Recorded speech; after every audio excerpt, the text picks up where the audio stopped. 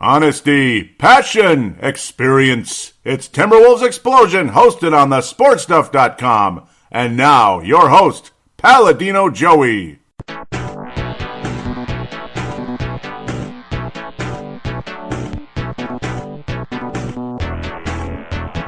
Hello again, Timberwolves fans. Are you ready for the explosion of Timberwolves basketball? I am your host, Paladino Joey, or Joey Awajan. Timberwolves Explosion is available on Apple, Google Podcasts, and, of course, Stitcher and Double Twist. Thank you once again for joining me today. We're back on the Friday schedule. It's Black Friday, and I do not care about Black Friday, unless it's, I guess, on the internet. And, I don't know. Yeah, we'll just call it Cyber Friday, Cyber Thanksgiving, Cyber. I don't like it. I don't like it. But I do like Timberwolves basketball. I do like talking about them on Timberwolves Explosion to get my point across. Thank you very much. Minnesota Timberwolves had a pretty decent week this past week. Flip-flop a couple games of freaking Suns. What the hell is with the Wolves and the Suns? But hey, Timberwolves ended a 11-game losing streak in San Antonio, Texas, and finished the week 2-1.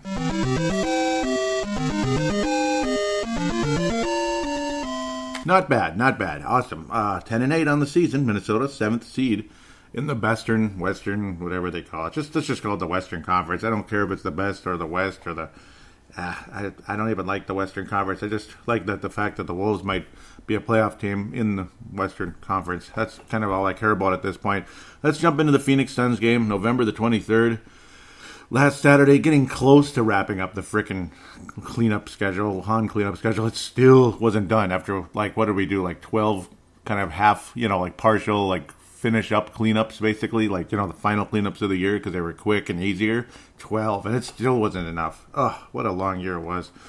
But close enough. So it was one of those games, hearkening back to the days of Rashad McCants, where the Timberwolves, he struggled a bit in games, late in games. Rashad McCants would take stupid shots, ill-advised shots, and it drove me crazy and had me flying out of my bed. I was just kind of laying back, almost falling asleep watching late in the game, but of course I was very much aware because I wanted to watch the game. I was doing the podcast back then, too.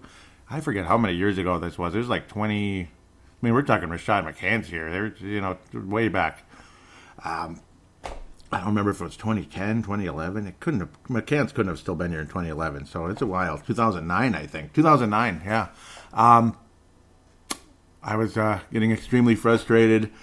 Timberwolves actually had a nice little lead with plenty of time on the shot clock. What does Rashad McCants do? He launches one from Timbuktu, or St. Paul, or whatever you want to call it.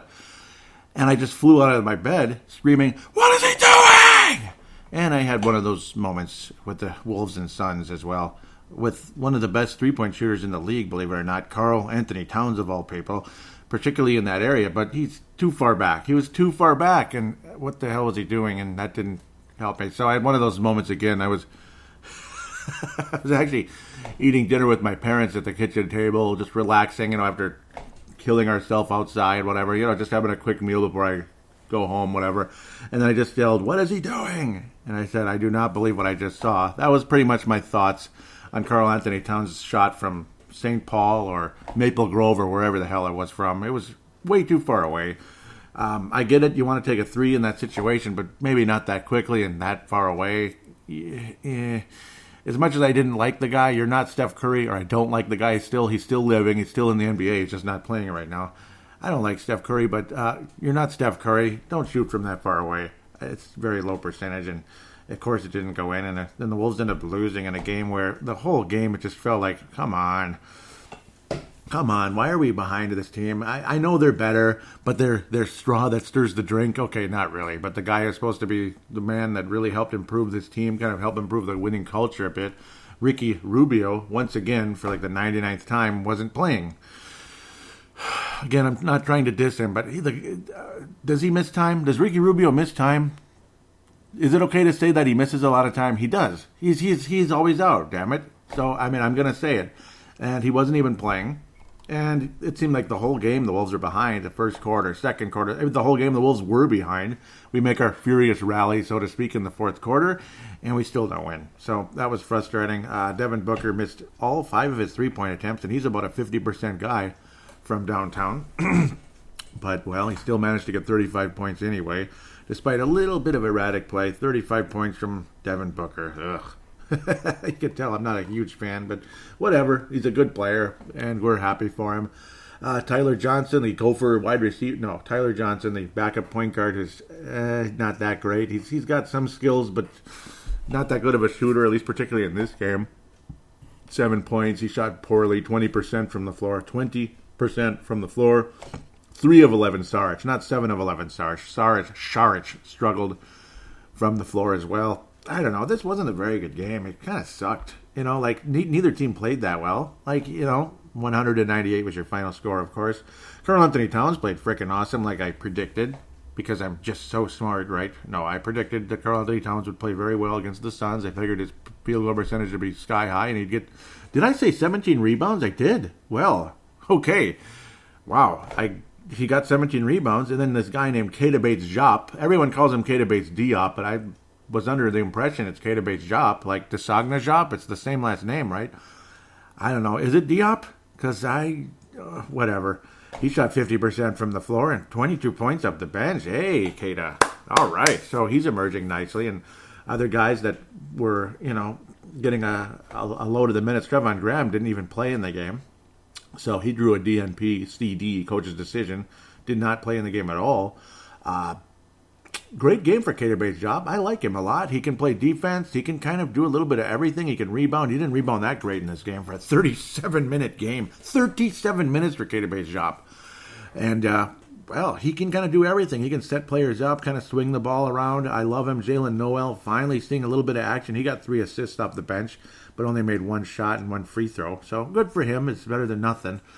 And I don't know. I'm surprised he didn't get more action, actually, the last couple weeks. This is Jeff Teague's final start of the season, maybe, depending on how things go. But for the foreseeable future, because there was a change. Basically, Jeff Teague moved to the bench, and they're saying basically, all right, that Jeff Teague ultimately is going to come off the bench. He can be more of a spark plug, maybe more of an offensive type of a guy. Maybe he'll shoot more often. He'll be more of a rhythm shooter, per se. A volume shooter is what I'm trying to say, off the bench, because they want him to shoot more. He's got a good shot, rather than just be so tentative and such. But nice game for him, I guess. Not really. Did wind up with 8 assists.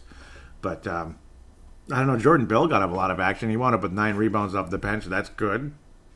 He did not attempt a 3, which is nice, because he's not a guy who makes them. Karl Anthony Towns, 50% from downtown, but the rest of the team was awful. 42 attempts, only 28%. Wolves shot under 42%. Phoenix Suns shot under 35%. They shot 34.5 basically percent from the floor. Phoenix Suns, this is an awful game. Why couldn't the Wolves take advantage of this? It was kind of like the Denver game. It was about the same score, right? Wasn't it about the same, 198, where it was just clang, clang, clang, clang, and you just couldn't bleeping take advantage and take over, damn it. And the Wolves just couldn't do it. Despite their little rally in the fourth quarter, it just wasn't enough. And it made me mad. It was very frustrating. I hated that shot by Karl.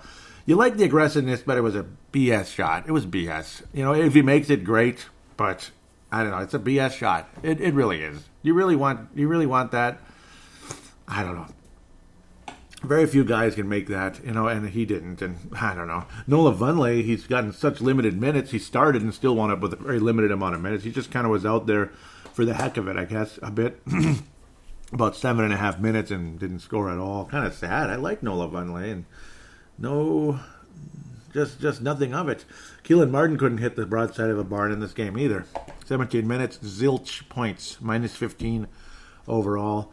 Love what Keita Bates-Diop is bringing. He's kind of assuming a role now. And it's similar to last year a bit when Ryan took over. You saw a lot more action from Keita Bates-Diop.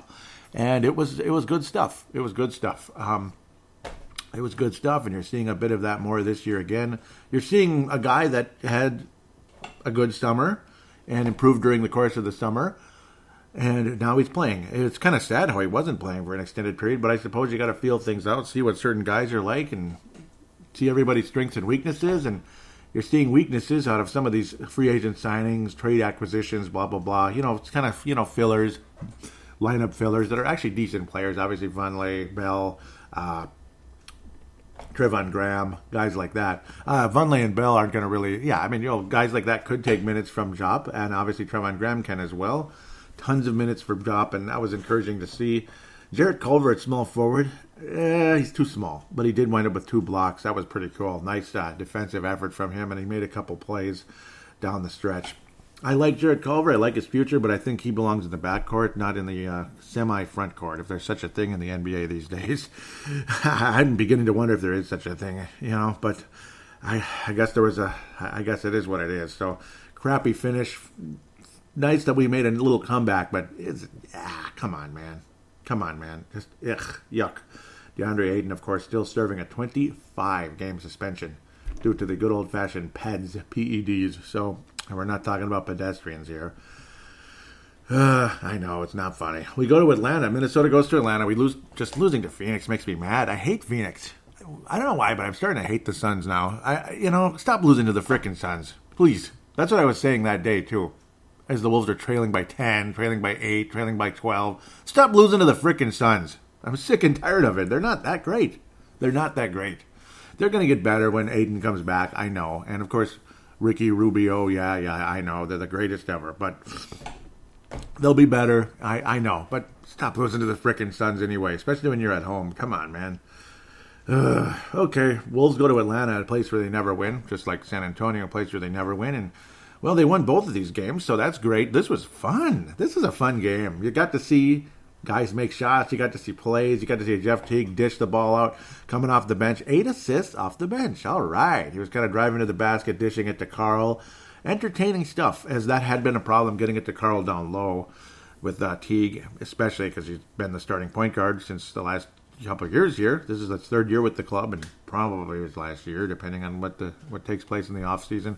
Keita Bates-Diop again over 50% in about 24 minutes. 13 points. He made 2 of 4 from downtown to add to his stat padding, so to speak. Good game for Keita Bates-Diop. I love him. I do. Trevon Graham had a solid Trevon Graham kind of game. He attempted only 2 threes and made one of them. So, okay. And he had 7 points. Good. So he returns to the starting lineup. Good for him. And he was a factor, especially defensively. Covington very quiet. Couldn't make anything. Wiggins and Towns kind of combining there for over 50 points. Gotta love that. 28 for Karl. 25 for Andrew Wiggins. Making a catch-and-shoot 3 down the stretch. And this one that helped put the Wolves ahead. Karl, of course, very much a factor throughout the entire game. Did get into double-digit rebounding again.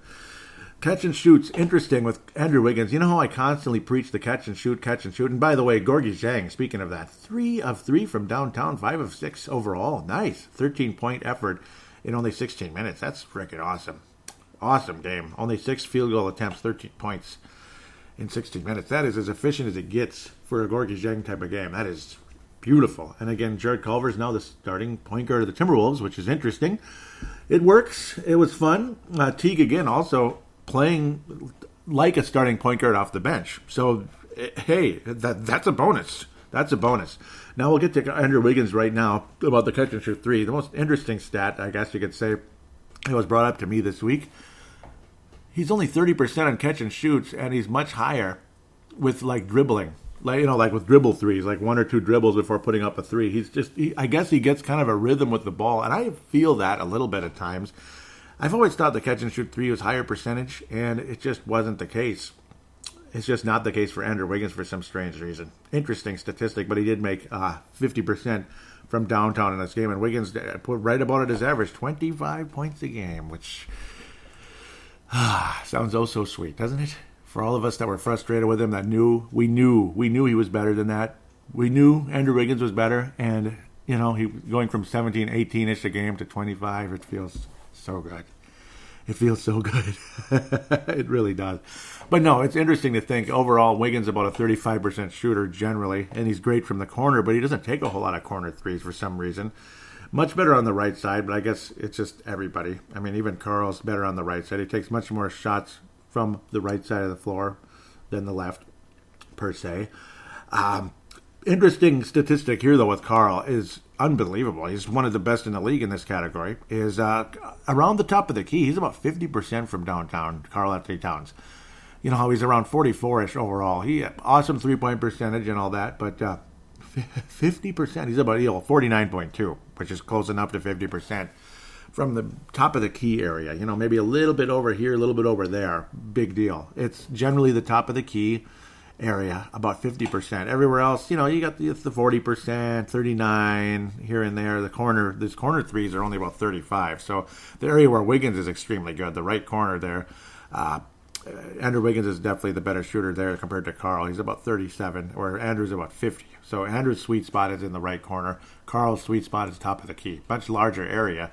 And of course, it's tougher to guard out there because, generally that's where the shooting guards, point guards hang out, and he can shoot right over them in that case. So it just kind of is what it is. Down in the baseline area, the corners and such, there's a little more action going on, a little more traffic. But guards definitely, generally, that can be a sweet spot for a lot of guards and small forwards throughout the league. Love that Karl can hit that about 50% from out there, but they don't even have that one shot in his chart though from frickin' Maple Grove or wherever. God, that was ridiculous. Against Phoenix, I hated that game. Entertaining game to watch though. Really like Trae Young. His nice little behind the back dish. Very difficult angle on that pass. It was beautiful. So that was one of the highlights of the game from Trae Young. I think he's got a wonderful future in the Doncic Trae Young conversation. We played Trae Young this last week. We're going to play Doncic this upcoming week. People are already talking about Luka Doncic for NBA MVP. I kind of poo-pooed the idea, but hey, he is averaging about 30 points a game. Fact slightly over. So I guess he's in the conversation, but he's not going to get it. He's not going to get it. So that's just, I don't think he's in that category at this stage. But we'll see. I do like Jared Culver at guard, though, and it's cool to see him at point guard a little bit. As long as you still have like a legitimate, true point guard on the bench. Because, obviously Culver's a playmaker, this and that, so it's an interesting idea for the time being.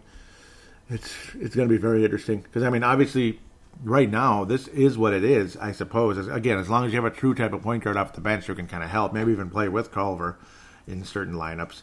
Otherwise, somebody's going to have to come off the bench or get traded long term. The Wiggins-Culver combination because, I don't know, or unless Robert Covington gets traded or like everyone 9 billion times, especially last year, people get hurt. Like Covington didn't even play the whole second half of the season. So there's always that too, where the lineup will definitely shuffle a bit and guys can move to other positions and still start, that type of thing. So I always envisioned Andrew Wiggins as a small forward. That's what makes things kind of complicated for me. That way you could have Culver with a true point guard, which might be the long-term plan. That probably is where we're headed because, Trevon Graham, I can't imagine him playing forward much longer, starting at forward for the long-term future. So maybe that's where we're heading. And then Wiggins can kind of be like a point forward, so to speak, which is obviously, LeBron James plays that. He's been doing it forever, regardless if he's small forward or power forward. For years. But a nice, impressive win for the Wolves, 125-113 over Atlanta. Fun game. Wolves shot closer to 50%, but then here's the big stat, 43% from downtown. And again, we're going to continue to shoot 35 to 45 threes a game, most likely. And this game was down the lower end, 35. But a lot of things were working. It was entertaining. Jabari Parker, very nice game. 22 points for him. Nice to see him playing well and healthy. Vince Carter still looks pretty spry out there for a 42-year-old. But he's not quite a Tom Brady guy type at this stage. He's not quite on the same level as Tom Brady, who's the same age. I can't say he is. But LeBron James might be heading that direction. He's probably the closer thing to a Tom Brady right now in the NBA as he gets older and older, and he still looks the same. He still looks the same, generally speaking. His movements make him look like an older guy. You can tell he's aging, but still got it. Still got it, boy. Whew. So let's continue to the San Antonio Spurs game. Again, Minnesota had lost 11 straight dating back to 2013 in San Antonio, Texas, but a nice solid win, 113-101. Good solid defense by the Wolves and a 32-point fourth quarter helped finish the Spurs off. That was kind of the difference, along with a really good second quarter as well, where the Wolves won that one by 12. Spurs made it a little bit interesting for a short time, but overall a solid game. Keita Bates-Diop again, 25 minutes, 16 points. 6 of 9 from the floor, 4 of 6 from downtown. Doesn't get much better than that for Keita Bates-Diop. What a valuable son of a gun. And keep playing him, Ryan. Come on now. Keep playing Keita Bates-Diop if he's going to keep doing this. That is an awesome deal right there. Boy, I'm telling you, that is a good deal coming off the bench. A guy that can perform at that level, regardless if it's 36 minutes, 26 minutes, 20 minutes, whatever it is. He is a freaking factor. I love Keita Bates-Diop. What a nice second-round pick for the Minnesota Timberwolves. That was definitely the best draft in the Tom Thibodeau era, the three or so drafts he got to do with Keita Bates-Diop and, of course, Josh Okogie, who I haven't talked about too much on this show. He's had some moments, and he hit two of 4 threes in the game here against the Spurs. He was a bit more of a factor in this, and he even got 8 rebounds in the game. His rebounds will jump up because of his athleticism and quickness. But he's not generally an offensive force, but his defense is so valuable. Occasionally he'll get snake bit by fouls and such, but not the case in this one. This was just a good overall solid win for the Wolves. I won't call it a butt kicking, but it was a solid overall win. And Andrew Wiggins, 3 of 5 from downtown. He's bringing the percentage up a bit to wrap up the month of November, because this is the last game in November here as we headed into Thanksgiving and such. And hope all of you did have a happy Thanksgiving. Those of you that were local in the United States and the Twin Cities and all that, hope you had a good Thanksgiving. I'm not going to call Thanksgiving happy holidays. That's kind of weird. I mean, I don't call Christmas happy holidays. Thanksgiving happy holidays? Seriously? Just say Thanksgiving. It's not that bad. That's kind of weird, you know. Thanksgiving, different forms of Thanksgiving are celebrated all over the world. Just say it. It's easy. It's not a bad word, okay? It's just my opinion, I guess. Okay, why am I even talking about that? But I don't know. Somebody said it, and I was like, "What the hell?" I wasn't offended at all. Just like, why? You don't need to say that. That's silly. So let's move. Keita Bates-Diop, though, love what he brings. What a nice, he's just got that all-around game, and he's so helpful to everybody out there. He's in the right spots. He plays good, solid defense, and he makes his shots. It's just, and occasionally, again, the nice swinging the ball around to get swinging the ball out for catch and shoot threes. Just love him. Love Keita Bates-Diop. I hope he's with the Wolves for a long time, and who knows? Who knows what his future could hold. What a nice draft pick, though, again, by Tom Thibodeau and Scott Layden last summer, summer before last, 2018. And, of course, Culver this year with Gerson and Ryan Swandas. Gerson Rosas. Culver, again, the shot, just, it didn't fall so great. But, again, he provides very solid defense, and he can catch and shoot threes. He's good from it on occasion. He needs to get better, obviously, but it's an interesting one. I'd like to look at his charts about now. I mean, why not? Jarrett Culver. Culver's, indeed. I like the chicken sandwich. There's Jarrett. Nope, I don't know what's going on here. Oh, God. I left something there. I mean, it's crazy stuff. Jarrett Culver. Love what he brings, generally speaking. Yeah, so from the top of the key, he's about 42. I can imagine that as a catch and shoot. So 42% from out there, that's not too bad, because that's where you usually see him make them, generally. He takes a lot of them a little bit over to the corner there. But not the corner, but kind of the arc, the side arc, I guess you could say. He's not so good from those. Top of the key, though, 42%. And corner, he hasn't done jack yet, unfortunately. So basically, his three-point sweet spot would be, again, right about where Karl's is, about 7% lower at the end of the day. Guy struggles a bit. And in the paint, only 43%. Again, that's where the physicality comes in. The league average in the paint area is 57.2. So if Jarrett Culver's at 43, tells you something. He's got to get stronger. He's got to get stronger. You have to get stronger. He's getting muscled around. And, of course, rookies don't get calls either. There's a bit of that. 100% one shot from... Those are some of my old little mid-range drills. That's funny. 100%. I like looking at this stuff. But can you tell I'm enjoying that a little bit? But Jarrett Culver's above average, though, top of the key. The league average is only 35% because people love the corner. Corner. People take 9 billion threes from the corner. That's the NBA today in a lot of ways. So if you can hit the top of the key and the catch and shoot, kicking out from whoever, Keita Bates-Diop, Andrew Wiggins, driving to the hoop for that kind of stuff, which he's been really good at this year. Keep it up, Jarrett. Keep it up. But, again, get stronger in the offseason. Please get stronger in the offseason. Keep getting stronger, Jarrett. That's one thing that's got to improve a bit. Karl, double-digit rebounding again. What an overall strong week for him. Andrew Wiggins, very much a factor again. Solid overall game. And his three-point percentage has been climbing. It's been climbing. 3 of 5 in this one. 9 of 14. His free throws are what drive me absolutely up the wall. Andrew Wiggins' free throw shooting is just... mind-numbing. I don't understand it. I don't get it.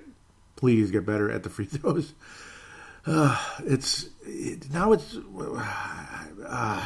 worse than last year. Well, what the hell, man? 68.4. It just keeps getting worse and worse because he has these games where he's like 50%, 5 of 10. Come on, man. This one was 9 of 14. He's down to 68.4. Last year he was at 70. 69.9. The year before, 64%. He came into the league 76, 76, 76. His first 3 seasons where he played every game. He missed one game maybe for personal reasons or illness in his second season. He was like right on the button, 76% every year to start off his career, and he's been in the 60s ever since. Oof. So I don't know what's going on with that, if it's in his head or what, but come on, man. He's got to get better at the free throws because a guy who's aggressive like him, who gets to the basket, you're going to get to the line. And he's averaging 5.3 a game, which is lower than his second and third season. He's got to get better at those free throws. Come on, Andrew, because he's going to get fouled late in games for multiple reasons. They're going to want him with the ball, right? Fairly often, and they're going to foul him. You got to make it, man. Field goal percentage from the floor generally, though, career high, just under 47%, so that's great. And his free throw percentage is right around his career high, 35.4. So it's not climbing high too far yet, but I think he's wrapping up the month nicely, though. His gender wing is a nice solid win over the Spurs. Not a big fan of those guys. Can you imagine? I'm not a big fan of the Spurs, but that's just how I am, I guess. Yeah, I don't know. I don't know. But I'm glad the Wolves were able to finish this one nicely at the end of the day. So for the past week, the Lone Wolf, Alpha Wolf Award is going to go to Karl and Andrew. I thought they both played very well this week. Very solid week. Karl Anthony Towns is going to maybe get the upper nod. We'll say he's like the 1A, and then the 1B would be Andrew Wiggins for the Alpha Wolf. The Johnny Flynn Memorial, like the biggest disappointment of the week per se. I don't know. I'm not really mad at anybody, just the Phoenix game in general. I just didn't like the Phoenix game, the poor shooting, and forcing up shots that were unnecessary. Like, I'm not mad at any individual player for this past week. It wasn't that bad. I don't know what to say. Obviously I can't get mad at Culver. Jake Layman, of course, he hurt himself, unfortunately. About a week ago, he's still trying to come back, and of course, Shabazz Napier's been nursing a hamstring since November 4th, so hopefully he can come back and be a nice point guard again. Though the lineups are kind of interesting right now. We'll see what happens when Shabazz Napier comes back, because he's a valuable reserve guard in this league. KW's job is like an honorable mention for the Alpha Wolf. He was that good this week. I love him so much. He's even hitting his threes. He's 45%. He's 46%, actually, I should say, and 56% from the floor. Oh, I wish he was in the lineup. He didn't get to play the first 11 games of the season. That's kind of a bummer. Jared Culver is the only guy on the Wolves roster right now who hasn't missed a game due to injury, suspension, illness, or personal reasons. That's a big list of reasons to miss games, but that's kind of funny. So, again, just the Phoenix game in general, I'd have to say. And Keelan Martin has not been good this past week. His field goal percentage has fallen off the map, so he's like a gentle version of Johnny Flynn Memorial, I'd have to say. With that, we'll take a quick break. We got 3 games to preview coming up, and hopefully the Wolves can continue their strong fortune.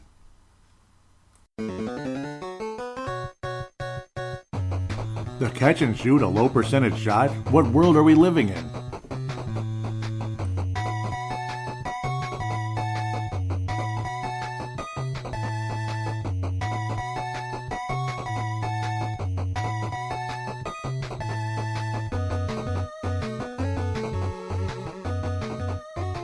And we are back here on Timberwolves Explosion, segment number 2. Time to look at 3 games, and then head into segment 3 for some fan interaction, if there is such a thing. No, there's probably a little bit. Starting out the month of December, right out of the gate, a matinee game, 2:30 afternoon, Saturday, December the 1st. Man, Thanksgiving couldn't have come later this year. My God, it's like right at the end of the month. I like when it's a little bit earlier, then get the Christmas decorations up earlier. I like it better. I like it earlier. Earlier is better. You can enjoy it longer. Well, look at me complaining again. The Memphis Grizzlies. Oh, God, no. This matchup, Wayne Hunt. Wayne Hunt's gonna laugh at us again, isn't he? Oh, Wayne, you hater. No, not really. It's it's a hell of a matchup for some freaking reason. At least for us. I'm not sure why that is, other than it's just hurt my feelings. 137 to 121 on November the 6th. Are you kidding me? That's garbage. That's horse crap. John Morant was awesome in that game. Karl Anthony Towns had some good numbers, but generally speaking, it was just painful stuff. I don't like this matchup right now. It's a pain in the butt. It is what it is, though. It is what it is. I don't know. At least it's in the target center. That's the good news. Hopefully the Wolves can get a little better here. 5 and 12, pardon me, are the Memphis Grizzlies. Morant's leading the club in scoring, 19.1 a game. Valanciunas, I keep saying his name right. Valanciunas, pardon me, about 9.5 rebounds a game. Somebody's going to make fun of me there.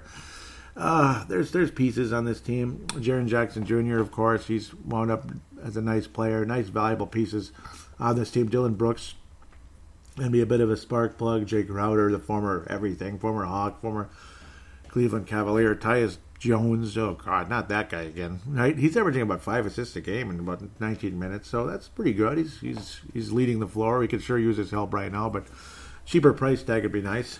I don't know. I mean, that's just how it is. You have a little bit of success and you get the big price tag.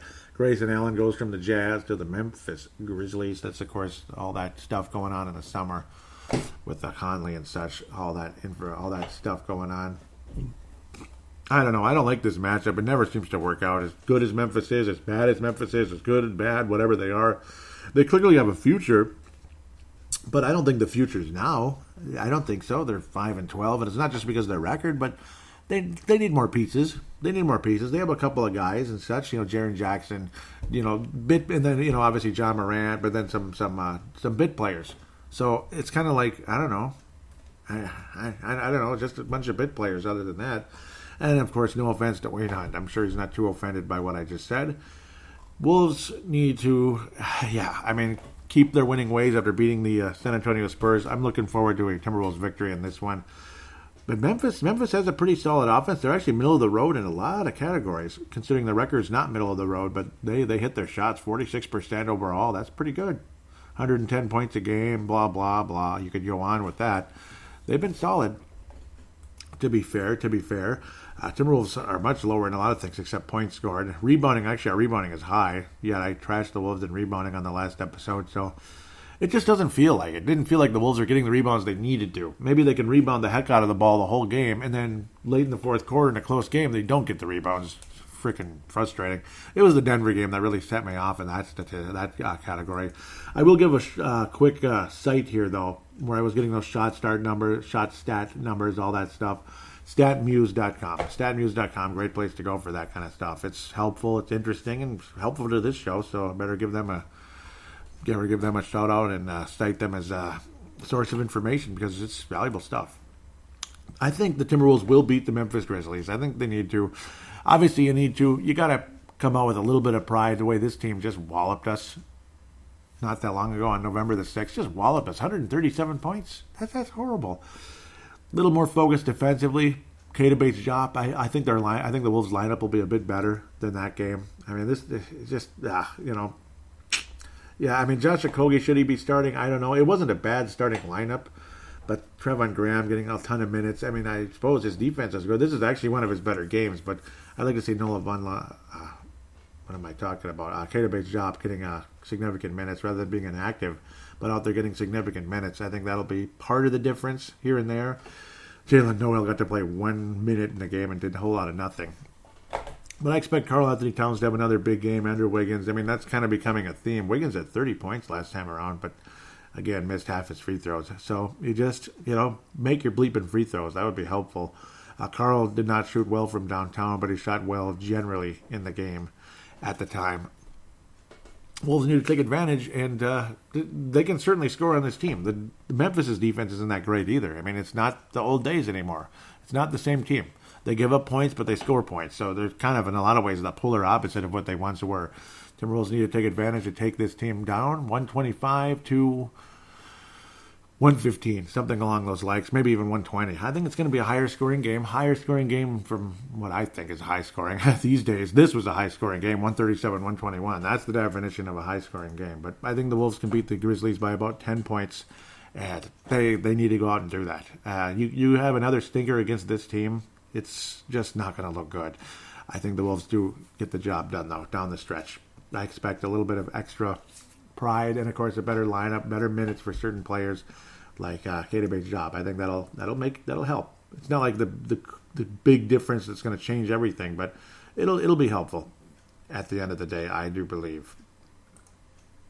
Something interesting that I miscalculated also, just as I was coming into this, I was like, I have 3 games to preview because they play on Saturday, and then they get a couple, or Sunday, pardon me, then they get a couple of days off to Wednesday, and then Friday. And then it's like, wait a minute, the next show is on Friday, so I only have 2 games to preview. That's pretty quick. We'll get to see Luka Doncic. We'll get to see the Unicorn out there. It's going to be an interesting matchup. Porzingis lives again. He's not putting up the spectacular numbers necessarily yet, but it's a deadly, deadly duo. JJ Barea is alive and well after the Achilles injury last year. Nice to see him out playing again. And Dallas is 11-6, second place in the Southwest Division. We're kind of close to them. Hopefully we'll have our 11th win by this point. Hopefully. Wolves getting a few days off, too, to let guys heal up. Maybe you'll see Shabazz Napier debut by this point. Maybe. We'll see. But guys heal up. Jake Layman, the guy we've almost forgot about the last couple of games here. He's not been around. Wolves and Dallas Mavericks. This is the first of 4 with this team. Wolves will play Memphis 3 times, like I was saying. But 4 times with Dallas. December 4th. February 24th, March 1st, and then April 1st. So most of it's much later in the season, post-All-Star break. So we won't be seeing these guys for a while. I do think this club makes the playoffs. I think the Dallas Stars, the Dallas Mavericks make the playoffs. I think the Timberwolves have a legitimate shot at making the playoffs as well. And why not? Why shouldn't the Wolves make the playoffs? Pretty impressed with the Dallas Mavericks. Again, I've never been a big fan of the Mavericks for so many reasons. Just back and forth over the years. I didn't like the Steve Nash era. I don't know. I'm just a dork, I guess. Dirk Nowitzki finally steps away after a very, very, very long career. And, gosh, it doesn't look like they're going to miss a whole lot of a beat here. 30 points a game from Doncic. He averages 9.5 assists. I mean, he is almost a triple-double a game. So I can see some of the MVP talk, and he is a spectacular player. He's what a lot of us wish we got to see with Arvydas Sabonis many years ago, like a 7-foot point guard. That's basically what that was with Arvydas Sabonis. And Kristaps Porzingis is one of the best defenders in the league. He's so athletic. Obviously, he missed a ton of time the last year and a half or so. It's nice to see him back and healthy. And what a spectacular Euro duo there. Dallas Mavericks in the past had a very diverse lineup back in the day as well. Canada, of course, Steve Nash. You had the German Dirk. You had this guy. You had that guy. You had several foreign players on that lineup. This one, again, you got 2 pretty spectacular Euros leading the way in JJ Barea from Puerto Rico area there. Actually, yes, from Puerto Rico. And he's in his 3rd year. He's played 3 games so far this year, recovering from injury of the Achilles tendon. Seth Curry, not quite the spectacular 3-point shooter as a certain other Curry, but still, he can get hot from downtown and cause a bit of damage. And Courtney Lee's still alive. He's played in 5 games for Dallas. That's interesting. It's not a great lineup yet. It's not a great roster yet, but it's getting better. And when you have 2 guys like that at the top there, Doncic and Porzingis, I mean, anything could happen. It's a team that's going to be a factor. It's a team that's ever capable of knocking somebody out in the first round. I mean, they could knock out the Houston Rockets in the first round, something like that. I'm just throwing out an example. They could knock someone out in the first round. I don't think they would knock the Lakers out in the first round. Vince Germano will be happy to hear me say that. That's for sure. Vince Germano, Stu Benson, and others out there in the... again, this is December the 4th. This game will be in Dallas, Texas. Wolves will not win this game. American Airlines Center. Wolves' success rate in this building. Wolves have some success there, but not all the time. And heck, even when Dallas stunk, we'd have a stinker. We'd have at least one stinker there a year. Even when Dallas stunk, and maybe we were like a playoff team that one year. And I think we will be again, though. This year, I think there's a good chance of it. Mavericks are going to win this game. I just think there's just a little too much momentum right now for the Mavericks. I think Doncic is going to give the Wolves headaches, this and that, obviously. too much of a threat. He keeps the defense honest in every way he can, except from downtown. That's where he's not that great, is from downtown. I remember him clanging a lot of threes against us last year, and I was like, what's all the fuss about? Why is he so great? And he was just a rookie. Obviously, you'd see flashes of what he can do, but again, he's just a rookie. He wasn't anywhere near his prime. He's 1 year closer to it now, and again, he's making almost 50% from the floor. He makes his free throws. Andrew Wiggins, he makes his free throws, but Kristaps Porzingis is about where Andrew is in the free throws, about 69% there. It's funny, their third leading scorer is Tim Hardaway Jr., but he's a good player. Not a great player, good player, role player as Tim Hardaway. Max Kleiber also averages 9 points off the bench. A little bit of a factor there, but not that good of a shooter. DeLon Wright makes about 50%, and he plays a solid role for the Mavericks. But I don't know. It's all about the 2 Euros at the top there, and I just think they're going to be a little bit too much. Their Porzingis' defense, Doncic's overall game, it's going to be good stuff. Doncic's a little bit erratic. He averages almost 5 turnovers a game, but there's a lot there, obviously.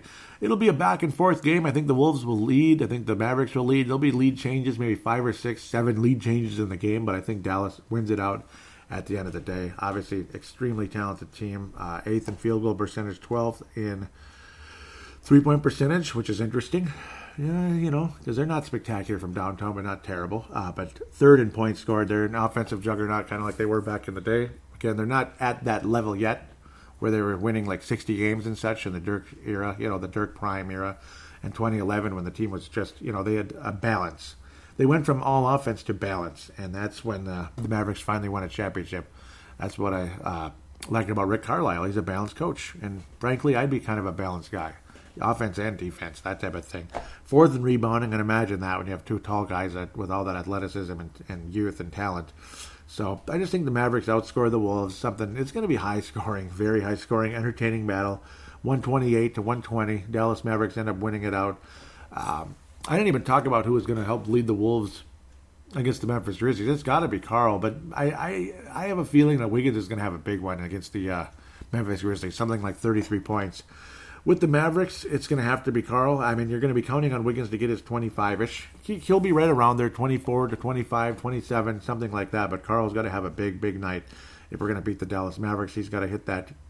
He's got to hit like a good number of threes and be on his game. It's going to be a big night. You're going to expect some big defensive plays also as well if the Wolves are going to have success against the Dallas Mavericks. You got to make the defensive stop when you need to, that type of thing. Because if Dallas just keeps scoring whenever they want, there's nothing you can do. And, of course, the rebounding is going to be interesting. You got the 3rd and 4th best rebounding teams in the league, so that'll be an interesting battle down the stretch if the Wolves are going to beat the Dallas Mavericks. Like, who's going to out-rebound the other team down the stretch in those big, big moments? Like, you got to stop. You got to get the damn rebound, man. So that's the hope. Get the damn rebound and hope for the best. But I just think Dallas is going to have a little too much momentum on their side. They play very well at home, and the Wolves have not had a ton of success in Dallas over the years. Just in Texas in general, Houston, Dallas, or San Antonio over the years. San Antonio is the worst of all, of course, but they're the worst team right now in Texas, which is the weirdest thing ever. Dallas wins 128-120 at the end of the day. I do think Doncic continues his success. I got a feeling Porzingis is going to be I have a feeling Porzingis is going to have a above average game, though, like 25 plus. I just got a feeling he's going to get hot down the stretch and frustrate us. That's just my vibe at the end of the day. Dallas, 128-120. Wolves 1-1. Wind up with an 11-9 record heading into next week as the Christmas season continues. With that said, we'll take a quick break, get to fan interaction, and wrap her up.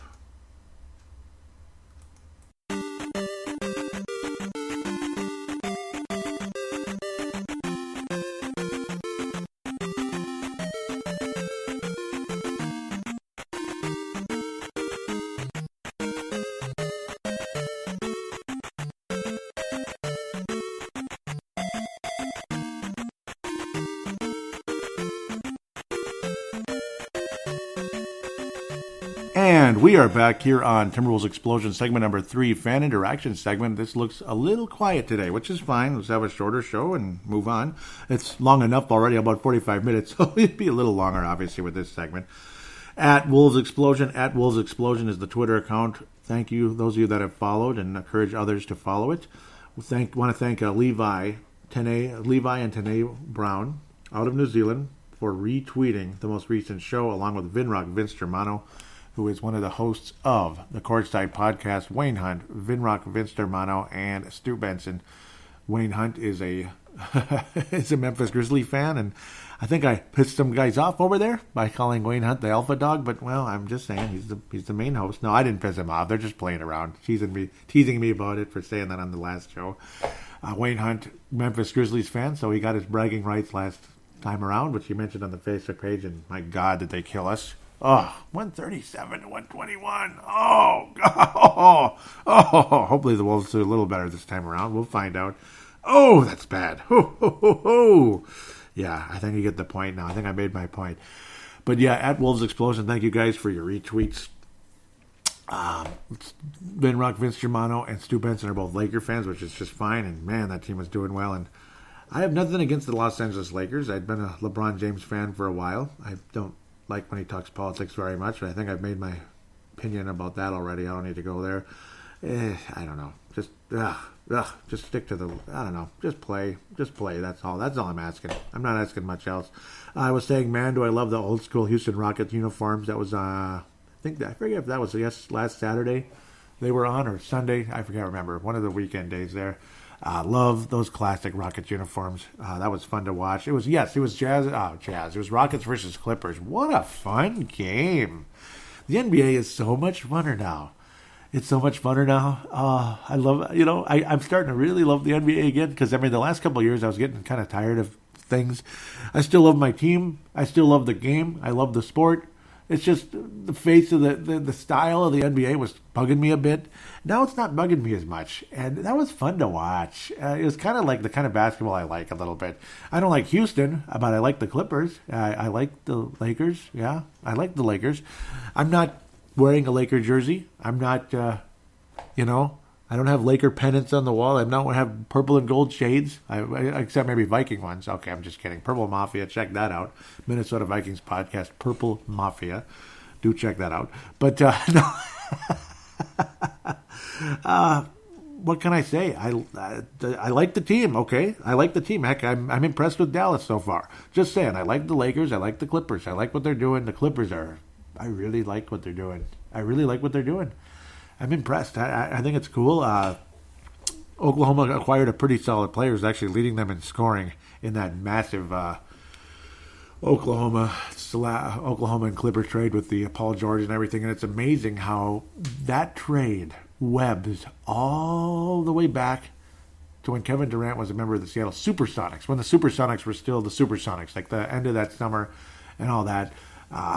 2007. It goes all the way back to 2007 when the Supersonics were still around. Was it Presti made some kind of a trade? I can't remember who it was with now. I'm blanking. I got to look that up again. But it's a trade that has unbelievably favored the Seattle Supersonics / Oklahoma City Thunder. I forget how many draft picks. I got to look that up again. An amazing statistic. They call it the trade that changed the face of the NBA, because there was a lot of pieces to this trade that have gone on for the last 12 years. And it ultimately has led to this one, the Chris Paul trade. That was like unbelievably big. Kind of Herschel Walker-like, but I think Chris Paul will be better than Herschel Walker was for the Minnesota Vikings in 1989, where it was like 12 players and stuff. That was crap trade for the Minnesota Vikings. I think we all know about that. We don't need to talk about it too much anymore. It's only 30 years ago now. It's kind of old there, right? Like 50-plus-year-old people now. But damn it. Yeah, but no, what a cool trade, though, or a cool web. A lot of information that took place over several years there, about 12 years, with the Seattle Sonics and others, obviously the Oklahoma City Thunder and several other teams, spanning over 12 bleeping years, and still the web still continues with this Paul George trade. Paul George, Chris Paul, all that. Clippers, Thunder. Let's just keep moving now. Facebook page, facebook.com/Timberwolves Explosion. Facebook.com /Timberwolves Explosion. A little bit of comments here because, of course, anything involving Kevin Garnett's going to involve some commentary a little bit. Now, of course, I don't know. Loved him as a player. Didn't like him in the clutch moments. Don't like his attitude right now very much. It's nothing personal, I just don't like the guy's attitude very much right now. You can blame Glenn Taylor all you want. You don't have to like Glenn Taylor either. You can say he's a dope of an owner. You can say this and that. He's made some dopey decisions over the years. He's made some adequate ones. He's been generous with his money. Let's be honest. He's been generally generous with his money. And then, you might disagree with how things were handled with Garnett, but I mean, put it this way: if Flip Saunders didn't get sick, Kevin Garnett would the stuff that ended with Garnett and all that, and Sam Mitchell, none of that would have happened. Sam Mitchell would have never had to be the head coach, maybe just here and there, this and that, if Flip Saunders was able to recover and survive. I mean, I don't know. I mean, circumstances led to the way they did. I don't think you can blame the owner for what took place there. Of course, talking about how Kevin Garnett tanked and stuff like that he shouldn't have said that, because I don't think Kevin Garnett tanked. I don't think he did. He shouldn't have said that. That was the biggest mistake that Glenn Taylor ever made, I think, is, regarding Kevin Garnett. He should never have said that, because Garnett's not a tanker. Players don't tank. General managers tank.